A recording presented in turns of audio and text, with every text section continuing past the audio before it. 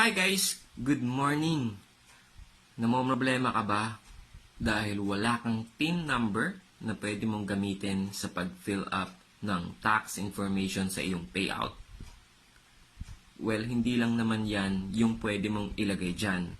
Kung meron kang driver's license, national ID, yan, pwede mong gamitin yung dalawang yan. Well, for now, yan pa lang naman yung nako-confirm natin na pwedeng gamitin. Okay? So, subok na yan. Ibig sabihin, confirm na po yan. Pwede nyo po yan gamitin at na-try na po namin yan. No?